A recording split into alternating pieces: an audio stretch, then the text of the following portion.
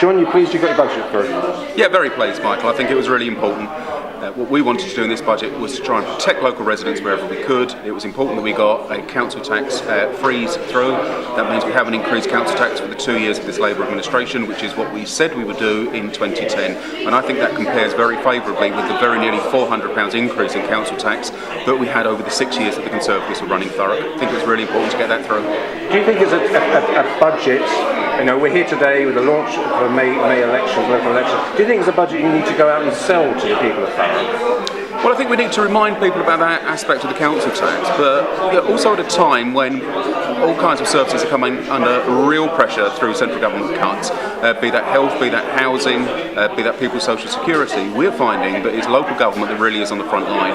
What we've been able to do through this budget is to put more money into child social care to look after our vulnerable young people, more money into adult social care to look after vulnerable older people, and a lot more money into those kind of adaptations that older people need, people with disabilities, so they can stay longer in their own home and live independently in their own home.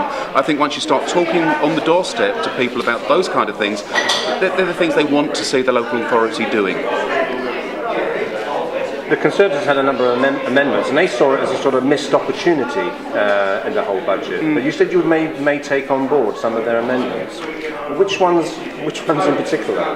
Oh, I don't know at the moment. I mean, they come up with amendments such as looking at cheaper taxi licensing for environmentally friendly cars. I think that's a good idea. I think we should look at that. They looked at things that we're already looking at, for instance, how we can introduce low electricity light bulbs into street lighting. They seem to think there's a magic wand and you can just wave the magic wand, find £2 million from somewhere to invest in it with no kind of other budget saving bit being needed. You can't just magic up that money.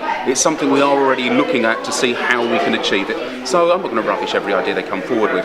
My disappointment, I guess, is that we published our budget proposals back in October.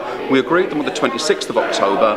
They've had 4 months to look at them. They've had 4 months to come up with their alternatives, and yet they wait until an hour and 20 minutes into that budget setting council meeting to actually tell us what they are and to show their hand. If they were really serious about trying to achieve some of these things, they'd have been engaging with us, they'd have been taking the opportunities we've given them, and we could have had some of those things put in place on Wednesday night. Frankly, it was just a political stunt. Sometimes there's stuff in the budget which is difficult for people from the economic perspective to understand. Now, the bit about the chief executive's pay, the median pay and the lowest pay, could you explain, because there was a lot of confusion regarding that, could you explain it to the man in the street, so to speak? Well, first of all, that wasn't part of the budget. The Localism Act, which is a new piece of government legislation, tells us that we have to work out what the average pay is for a member of staff at Thurrock Council. We then have to work out what the difference is between that average, that median point, and the highest paid member of the council, who happens to be the chief executive. So we now know that the chief executive is paid 7.4 times more than the average. We have to declare that. We've now declared it. Back to the budget, but back to pay. You're very proactive, I guess, on living wage and fair wages. Could you explain a little bit about that? Well, the living wage is a national campaign that says that employers should pay people above the minimum wage. They should be paying people what they need to earn to live in that community. So in Thurrock, that's worked out to be £7.20 an hour. I don't think £7.20 an hour is a fortune, and our aspiration is that over the next year we find the resources to make sure that nobody who works for the council earns less than that £7.20 an hour. It's as simple as that. I think it's the right thing to do. I think it's about putting money back into the local economy in Thurrock. Most of these people live in the borough, so it puts money into the local economy in that way. And it just helps people to have things that just a little bit easier when times are tough. And once we can do it, we can then challenge other employers to do the same. You're going to be out and about for the next 8 weeks,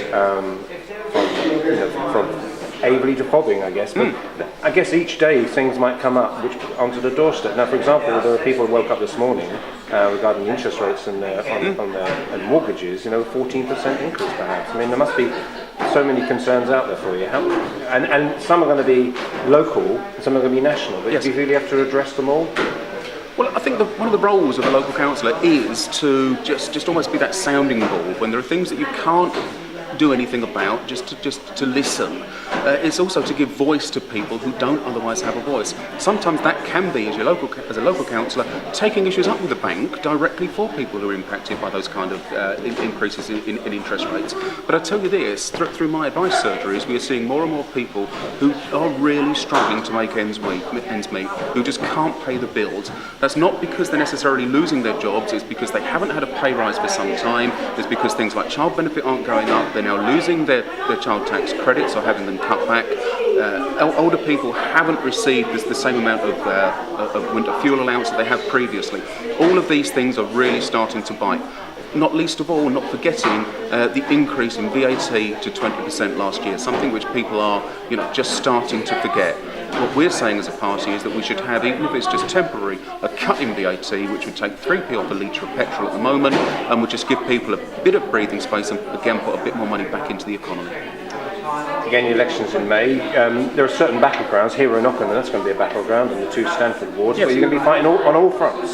Oh yeah, we've got a candidate for every ward. I think just about every candidate for every ward has been here this morning, and we're really looking forward to it. I've been out and about in Grays, I've been out and about in Stanford, I've been out and about in Ockenden, and I've got to say the response is really very positive.